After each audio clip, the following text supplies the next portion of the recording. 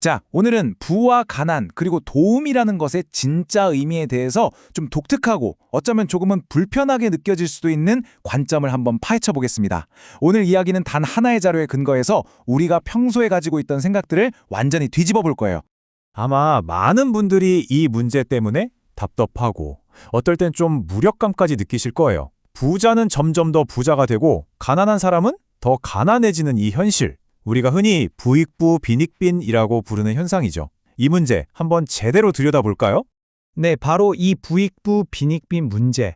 오늘 우리가 살펴볼 자료는요, 이걸 아주 정면으로 다루면서 좀 색다른 해법을 제시해요. 그 시작점은 문제의 원인을 바깥이 아니라 바로 내 안에서 찾아야 한다는 겁니다. 그러니까 이 주장의 핵심은 바로 이거예요. 지금 내가 겪는 이 어려움이요? 이게 그냥 운이 나빠서가 아니라 사실은 나한테 주어진 일종의 공부이자 과제라는 거죠. 관점을 완전히 바꾸는 거예요. 자, 이 주장이 어떻게 펼쳐지는지 한번 따라가 보시죠. 이 철학의 핵심을 정말 제대로 보여주는 아주 강렬한 일화가 하나 있습니다. 노력 없이 얻은 돈이 한 가정을 어떻게 무너뜨리는지에 대한 이야기인데요. 한번 들어보세요. 이야기의 시작은 이렇습니다. 저기 외딴 산골 마을에 아주 가난하지만 그럭저럭 소박하게 살아가는 한 가족이 있었어요. 그들 나름의 질서 속에서 살아가고 있었죠. 그런데 정말 갑자기 이 마을이 관광지로 확 떠버린 거예요. 그러면서 생각지도 못했던 어마어마한 돈이 이 가족에게 쏟아져 들어옵니다. 중요한 건 이 가족의 생각이나 능력은 예전 그대로인데 돈만 생긴 거죠. 상식적으로 생각하면 와, 이제 행복 시작이구나 싶잖아요. 돈이 생겼으니까요. 하지만 결과는 어땠을까요? 결과는 정말 끔찍했습니다. 파산하고 가족 관계는 다 깨지고 한마디로 모든 게 무너져 내린 거죠. 이전보다 훨씬 더 깊은 불행에 빠지게 됐어요. 이 이야기가 보여주는 건 명확합니다. 노력 없이 얻은 돈은 축복이 아니라 그들의 삶을 송두리째 파괴하는 독이었다는 거죠. 이 가족의 비극, 이게 그냥 슬픈 이야기 하나로 끝나는 게 아닙니다. 이 이야기는 훨씬 더 큰 원칙, 바로 도움의 본질에 대한 자연의 법칙으로 연결되거든요. 자, 여기서 말하는 자연의 법칙이란 게 뭐냐면요. 도움은 반드시 노력의 대가로 주어져야 한다는 겁니다. 돈을 주고 싶으면 그만큼의 가치가 있는 일을 먼저 시켜야 한다는 거죠. 이걸 어기면 주는 사람이나 받는 사람이나 둘 다 해를 입는다는 거예요. 굉장히 단호하죠? 이걸 비교해보면 그 의미가 더 확실해져요.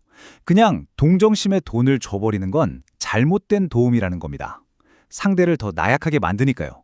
반면에 일을 시키고 그 대가를 주는 올바른 도움은 상대방이 스스로 일어서게 하고 그 존엄성을 지켜준다는 거죠. 자, 이제부터가 이 철학에서 가장 받아들이기 힘들고 논란이 될 만한 부분입니다. 진짜 어려움에 처한 사람을 어떻게 도와야 하는가에 대한 정말 파격적인 주장이에요. 와, 이거 정말 충격적이지 않나요? 아니, 이미 힘들어 죽겠는데 일을 더 힘들게 하라니? 언뜻 들으면 이건 그냥 괴롭히는 거잖아요. 근데 여기에도 이들만의 논리가 숨어 있습니다. 당연히 이런 질문이 나오죠. 아니, 왜 이미 고통받는 사람을 더 힘들게 만들어야 하는 걸까요? 이게 진짜 도움이 맞을까요? 그 매정한 사랑의 논리는 이렇습니다. 첫째, 엄청나게 힘든 노동을 하다 보면 고통스럽지만 자기 자신을 돌아볼 수밖에 없게 된다는 거예요. 그러면서 두 번째 단계로 내가 왜 이렇게 한심하게 살았을까 하는 뼈아픈 자문을 하게 된다는 거죠. 그리고 바로 이 깨달음의 순간, 이 순간이 인격을 바로 세우고 진짜 변해야겠다는 강력한 의지를 만들어준다는 겁니다. 고통을 통해서만 진정한 변화가 온다는 아주 강한 주장인 거죠. 이 철학은 여기서 그치지 않고 개인을 넘어서 사회 전체, 특히 국가의 복지 정책은 어떻게 가야 하는가에 대한 새로운 그림까지 제시합니다. 이 표를 보시면 차이가 확 보이죠. 지금처럼 그냥 돈을 주는 복지가 아니라 지원을 받으려면 먼저 자신의 노력과 앞으로 어떻게 살아갈지에 대한 계획을 증명해야 하는 시스템을 말하는 겁니다. 지원도 그냥 주는 게 아니라 일종의 대출 개념으로 바뀌어야 한다고 보고요.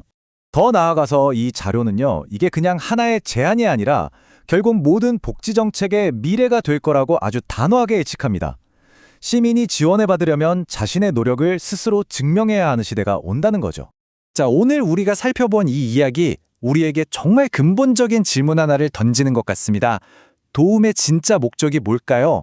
그 사람에게 당장의 위안을 주는 걸까요? 아니면 좀 고통스럽더라도 그 사람이 뿌리부터 달라지도록 변화를 강제하는 걸까요? 이 질문에 대해 한 번쯤 생각해 보시는 것도 좋을 것 같습니다.